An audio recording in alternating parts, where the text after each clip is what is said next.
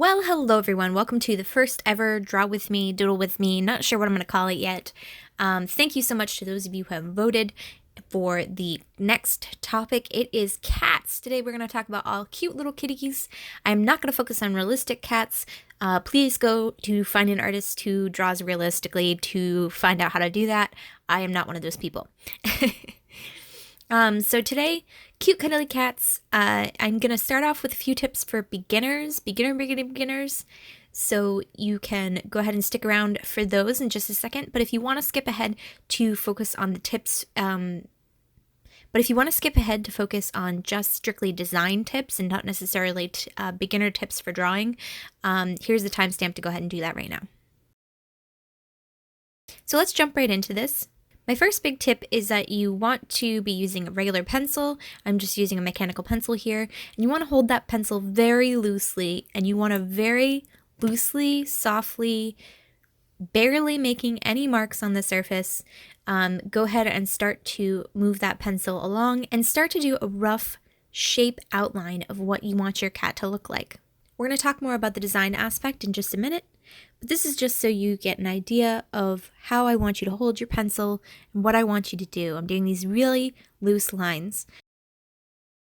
What you definitely don't want to do is digging into the paper, because even though you can erase it, it's very difficult to erase, and it leaves an indentation in the paper which ruins your paper.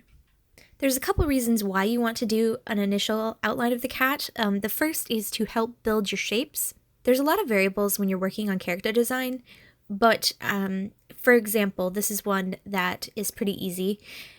If you want a character that is cute and cuddly, maybe not quite intelligent, you're going to make a really rounded, big body and tiny, tiny, tiny eyes. The smaller the eyes, usually the less intelligent the animal is or creature is. And rounded shapes means cute, cuddly, safe.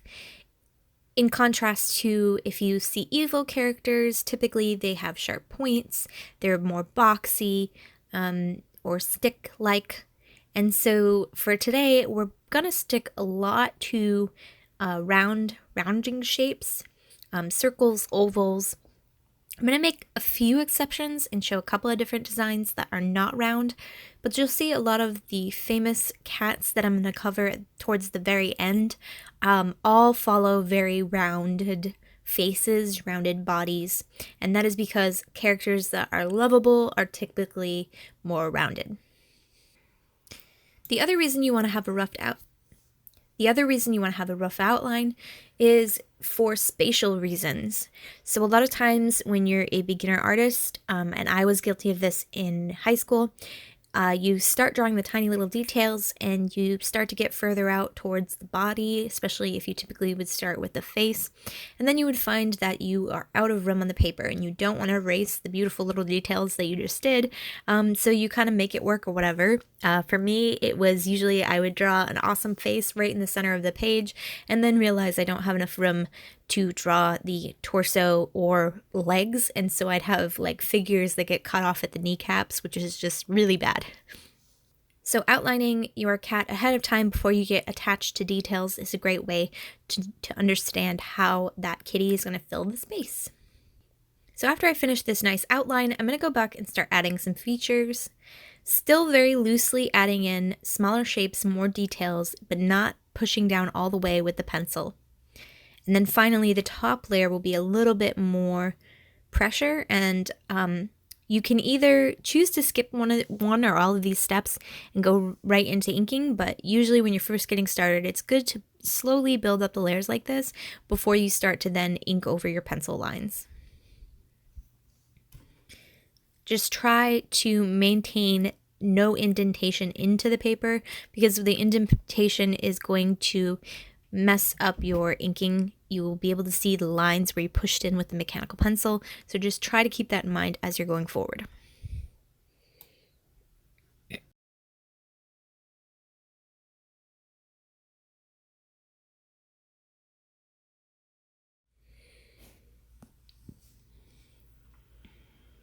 So now we're going to focus on the actual design of the cats.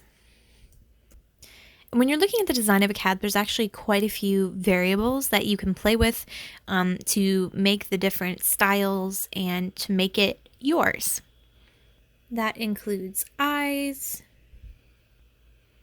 nose, ears, tail, whiskers, specifically whisker placement, paws, and general body type. I'm going to go ahead and show you examples of each of these, just separated, not together, first, and then we're going to do full examples.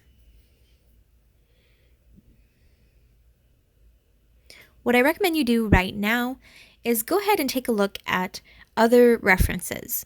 So I want you to look at other things that I've done before, whether you just Google cute cats or if you have a specific style in mind, like a Pusheen cat or a kawaii or a chibi or just like a standard cartoon. Maybe you want to do Disney style.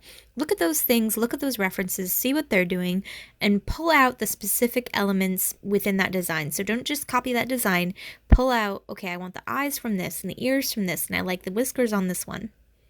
For the eyes, you have so much room to play around. Circles, ovals, diamond shapes, pointed shapes. You can add little stripes. Pupils can be played with. You can do just round pupils, or you can do the standard cat eye pupils. All of these can be really, really played around with, and here's just a couple of options. Noses, not as many options as eyes. Typically, you're going to see triangles, heart shapes, the standard nose shape, maybe an oval or an underscored line.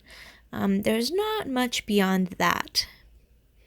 Ears, again, you can have tons of fun with ears. Rounded, pointed, flared, adding fur tips in the end. I did a little Scottish fold ear there for the Scottish folds who have the folded ears. You just have a lot of options with ears. You can play around with them, and especially if you're going for a specific breed, really look at the ears because that will affect how your cat looks. Tails, short tails, short-haired cat tails, long tails, there's bushy tails, there's tails that flare out at the end. There's no standard tail size, really. Even with breeds, there's a little bit of a variation, and so you can really play around with that. Whiskers. Now, you can vary up how many whiskers you do, but the other thing to pay attention to is whisker placement. Do you want the whiskers to be close to the nose, a little far away from the nose, or for some designs, whiskers are placed on the outside of cat's head so you don't see it by the nose, you actually see it on the cheek area. And we'll cover a few designs that do that. You also have the option to make whiskers really thick. I typically don't do this, but I have seen it done in other designs. Paws, there's a little bit of variation. You can show claws or not show claws. That is up to you. There are quite a few different paw shapes, but it's a little bit harder to make them look realistic. A lot of times they're just like circles with little lines in them. That's pretty typical of what I see. And then overall body shapes. So you can do kind of the lima bean, the circle, more of a rectangle, two circles on top of each other, two ovals.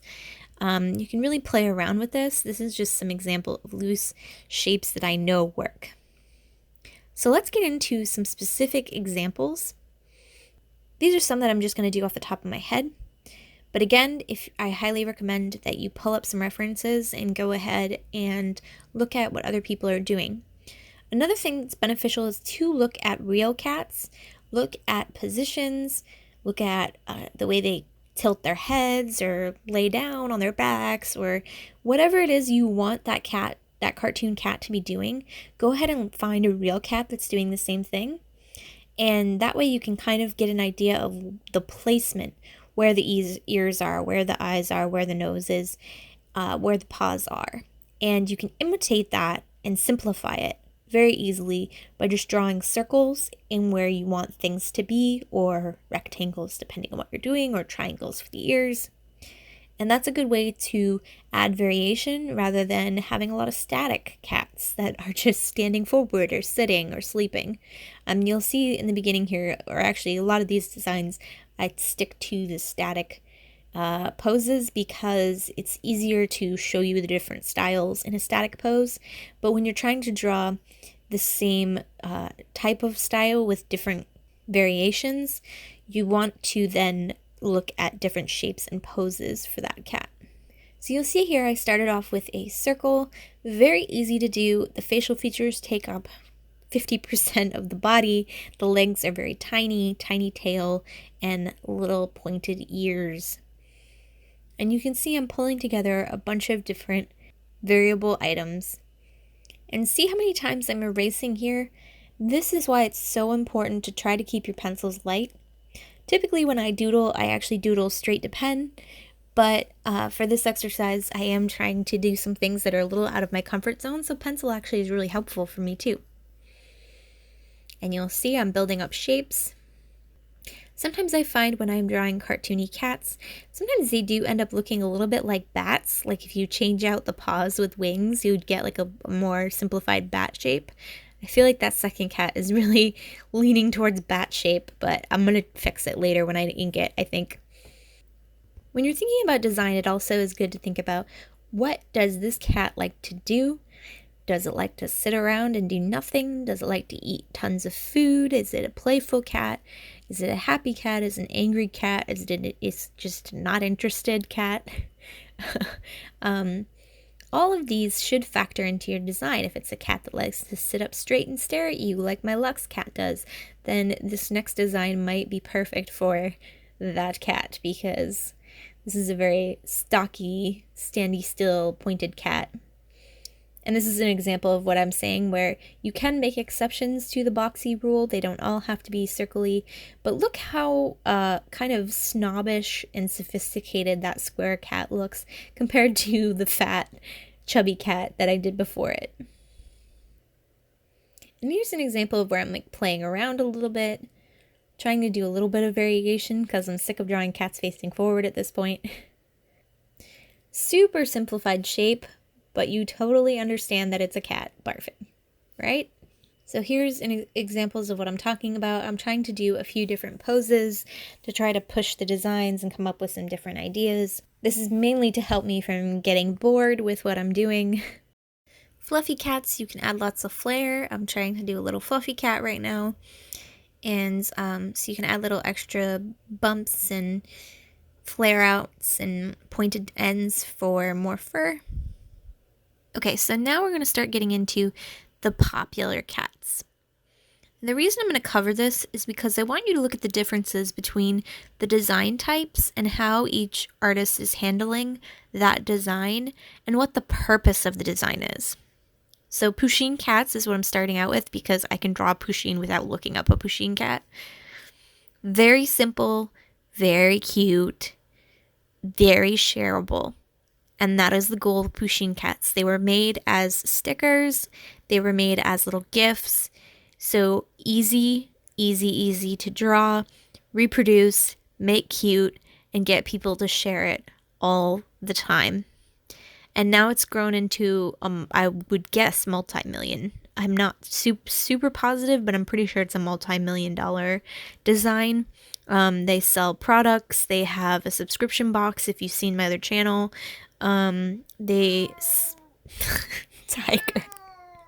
What? What? I am trying to record. What? I'm not just talking to you. I'm talking to the people. The next example is Simon's cat, which is not as popular as Pusheen, but is still very popular. And it started as a little cartoon, little animation. The design was definitely made to be animated. It's very simplified. The eyes are very big with tiny pupils, and they really use the eyes and the front paws to give a lot of emotion and context, which is important when you're animating the figure. Simon's cat is an example of an artist who just did some projects for fun, and it has now grown into actual marketable products, but also short films and a YouTube channel, and they've done all sorts of stuff. I don't know if they have a TV show quite yet, but I know they have a miniseries and multiple employees now drawing Simon's cat.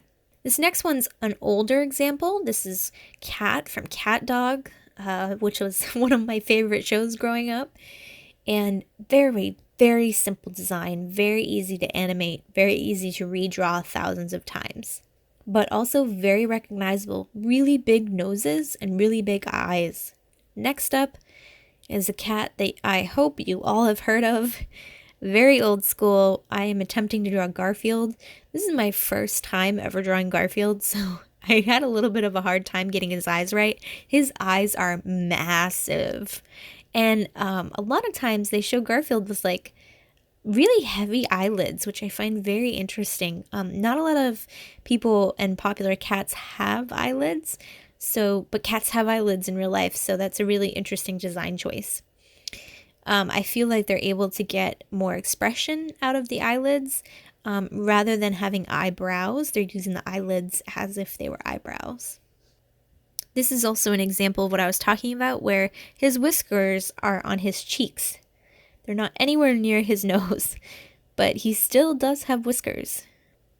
So I'm going to take a little break from the famous cats just to do a quick little doodle at the bottom so that I can show an example of eyebrows. Now, cats obviously do not have eyebrows like humans do, but eyebrows allow for... Cats obviously do not have eyebrows like humans do, but because we are trying to push the emotion that we get out of a face when we're drawing a cartoon cat, some people do choose to add eyebrows because it allows them to have different emotions. I said 15 minutes. It has not been 15 minutes. You're so needy. The last style that I'm doing here is an attempt at Disney's Aristocats Style. And this is another example of a design that needs to be animated. So they do a couple of things here that really doesn't fit cats, but fits animation. The first of which is for Duchess. She has eyelashes, like almost as she's wearing mascara, really heavy human-like eyelashes. It makes it really hard to draw. So I have to redraw it a couple of times before I feel like I've actually gotten it right. They also do give the characters eyelids and eyebrows, and this allows them to show multitudes of expressions that typically would be very difficult to get out of a cat face without the eyebrows and the eyelids. Additionally, they make their creatures, and this is pretty standard across the board for Disney, they make their creatures have human eyes. All the horses have human eyes. All of the other creatures that I've seen in other Disney films have human eyes rather than animal eyes, which means that if you're not familiar, it means they have a pupil. Sometimes they have colors, sometimes they don't in the pupil, but then they have whites of their eyes, which if you look at a cat in real life, they have no whites of their eyes. The color fills the entire eye. So that's something that a lot of cartoonists and filmmakers will do to be able to have them convey human-like emotions.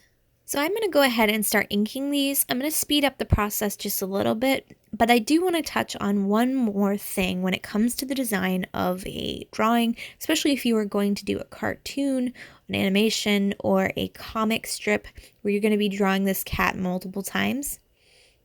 And that is line weight and variation. So a majority of these cats I'm just going to do with a simple ballpoint pen because I'm sketching and I'm teaching and I'm having a little bit of fun. And none of these are going to be stickers or anything sort of super like sellable. So I'm just kind of messing around. So a ballpoint pen works fine. But if you're doing an illustration, you kind of want to think about your line weight. So towards the end here, I'm going to show different examples. The first is using microns of a different size. So I'm going to take this squared cat and I'm going to use a heavier, I believe I used an 0.8 micron to make a nice heavy outline of the body of the cat. And then I'm going to take a much thinner, it's either an 0.1 or an 0.2 micron, and do the details, the eyes, the nose, the mouth, the whiskers, so with that fine lined pen. You're using line weight to create interest and variation, and you can really play around with this. It helps to allow you to do different shapes, and it's just good design to have a variable line weight. Your other option is a brush pen, which I use here just a little bit on this bottom design. I don't like brush pens for drawing. I like brush pens for embellishing or for fonts or text. I don't use it in my designs, almost never. I do, however, use brushes, and where you dip the brush in the ink, and you have a variety of different brush sizes and shapes. The last option is a standard dip pen. And you'll see here I kind of struggle at first, and that's because I have not used my dip pens in so long. But there's something so awesome about dip pens. It takes a little while to get used to them, but once you get used to them and warm up to them, you can get incredibly fine lines and incredibly thick lines all with the same nib. You can change out the nibs, but I find once I buy a really nice one, I don't need to change it out. I can get all of the line variation I need. The only problem with nibs is that you can be more likely to make mistakes. Ink can splatter, ink can spill out or drip. So you have to be very careful. If you are working on a bigger piece, it's much, much easier to make mistakes than, say, using microns. And I would say even compared to using brushes too, because brushes usually will not drip unless you make them drip. But nibs can catch the paper wrong and just like splatter everywhere. It's fun times when that happens, especially when you're almost done. But as you can see here with this Simon's cat and a few other designs that I'm going to do with this dip pen, it's really fun to play with. So if you are interested, I would say definitely check it out. You can see here on Simon's cat tail, I go from really thin to really thick. It's just a really nice way to add line variation to your design.